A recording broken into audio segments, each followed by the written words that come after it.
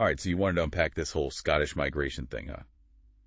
Well, get ready to time travel back to the 19th and early 20th centuries because we've got a stack of books and articles right here. Oh, it's a fascinating period for sure. It really is. We're diving deep into why so many Scots decided to pack up and move, not just within Scotland, but also overseas. It was a time of huge changes, from the Highlands to the Lowlands and beyond. Definitely. It's a story of resilience, hardship, and the pursuit of a better life. Exactly. So let's get right into it. What were some of the internal push factors at play? Why were Scots leaving their homes in the first place? Okay, well, picture this. You're living on land, your family has worked for generations, and suddenly you're evicted. That was the harsh reality for many Highlanders during the Highland clearances. Yeah, the Highland clearances. Those were brutal. Landlords saw more profit in sheep farming, so they kicked out their tenants to make room for, well, more sheep. It's hard to even imagine being forced off your ancestral land like that. Yeah. What other challenges were Highlanders facing during this time? Well, on top of the evictions, there was the potato blight of 1846. Oh, right, the potato famine. It devastated potato crops all across Europe, but it hit Scotland especially hard. The potato was a staple food for many Highlanders, and its loss led to widespread famine and hardship. So, they were being evicted, A&D facing starvation.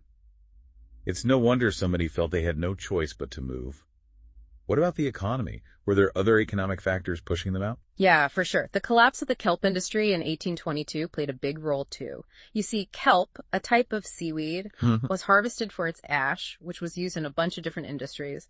But when the demand for kelp ash declined, it really hurt the coastal communities who relied on it. It's like a domino effect. One industry falls and the whole community suffers. Exactly. And then there's another industry collapse we need to talk about, the herring industry after World War I. It was once a booming industry employing tons of fishermen and fish cutters.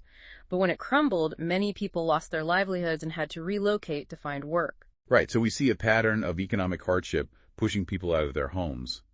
But what about social factors? Did anything else contribute to internal migration? Well, one interesting factor is what we call Balmoralism. Balmoralism. Yeah, it refers to the way Queen Victoria popularized the Highlands as a tourist destination, especially for hunting. This led to a surge in tourism and a demand for hunting estates. So, wealthy tourists coming to hunt deer were actually pushing people off their land. That's a crazy paradox. It is. Landlords wanted to please these wealthy tourists, often at the expense of their tenant farmers. They cleared land for hunting grounds, prioritized tourism over agriculture, and further displaced Highlanders. It just shows that even something that seems positive on the surface, like tourism, can have negative consequences for the people who are already there. Yeah, for sure. And keep in mind, all of this was happening as the population in the Highlands was growing. Right, more people and fewer resources. Exactly. Overpopulation put a huge strain on already limited resources. Land was being divided and subdivided, making it harder and harder to support a growing population. So we have a pretty clear picture now of the hardships that were pushing people out of their homes in the Highlands.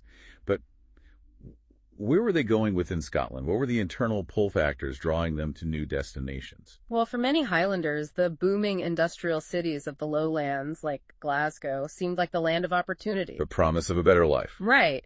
And the development of steamboats made travel to these cities much easier and more affordable. So technology was playing a role even back then. It always does, in one way or another. Improved education in urban areas was another big draw. Families who wanted better opportunities for their children saw education as a pathway to a brighter future. That timeless desire for a better life for future generations. Makes sense that education would be a powerful motivator. What about job opportunities? Was that a major pull factor? Absolutely. The lowlands were industrializing rapidly, with tons of jobs opening up in factories, shipyards, coal mines, and railways. So there was plenty of work to be had. Yeah, and these jobs often offered better wages and working conditions compared to the dwindling opportunities in the Highlands. So it wasn't just about finding any job. It was about finding a job that offered some stability, a chance to improve their situation. Right. What about the social scene? Did cities offer anything appealing beyond just work? Oh, for sure. Cities offered a vibrant social life, a stark contrast to the isolation of rural life. Think music halls, theaters, cinemas, football games, all sorts of entertainment, and a sense of community. So a chance to connect with other people and experience a different way of life. Definitely. And as the rail networks expanded, travel became even easier and cheaper. This made it possible for people to migrate, even temporarily, without completely cutting ties with their communities. So it wasn't always a one-way ticket. Nope. Some people could move for a while, maybe for seasonal work, and then come back home if they wanted to. That kind of flexibility is something we might not always think about today. True. And of course, just like we see with migration today, family and friends played a huge role. Ah, the power of social networks. Yeah, those existing networks of Scots who had already moved to the lowlands provided support, encouragement, and sometimes even a place to stay for those who were considering making the move. It's that age-old idea of strength in numbers. Knowing someone who's already there can make all the difference when you're venturing into the unknown. But hold on, the story doesn't end with internal migration, does it? You got it. For some Scots, even the opportunities within Scotland weren't enough. They started looking beyond Scotland's borders to places across the ocean. Now that's where things get really interesting. What were the push and pull factors that led some Scots to emigrate overseas? So we've talked about why Scots were moving within Scotland, but some folks, well, they needed to go even further. They emigrated overseas. Yeah, across the ocean. It's wild to think about leaving behind everything you know for a new world. What pushed them to make such a huge leap? A lot of it boils down to the same hardships we discussed earlier, that poverty, those evictions, the famine. For some, things didn't get better, even after they moved within Scotland. Cities, while they had some opportunity, could be pretty rough places too, overcrowded and full of disease. So it's like they traded one set of problems for another. Exactly. But imagine hearing stories about these vast open lands in Canada or Australia, places where you could own your own farm, escape the poverty of the cities, and maybe even build a healthier life for your family. That dream of a fresh start, a chance to own land, it's powerful. But sometimes it wasn't a choice, was it? Right. We can't forget that Australia was a penal colony. Thousands of Scots were sent there as convicts, forced to leave their homeland. A forced migration. And some came back to Scotland after their sentences, but many others stayed in Australia and built new lives there. Yeah. And those push factors that fueled internal migration, the highland clearances, the potato blight, the collapse of those industries, those didn't just disappear at Scotland's borders. They were pushing people overseas, too. Makes sense. It really highlights how migration is often about survival, finding any path to a better life. But let's shift gears a bit. What were the pull factors, those opportunities that enticed Scots to cross the ocean? Just like with internal migration, social networks were super important. Knowing someone who'd already made the journey, who could help you get settled in a new land, that was a huge factor. Makes the unknown a bit less scary, right? Definitely.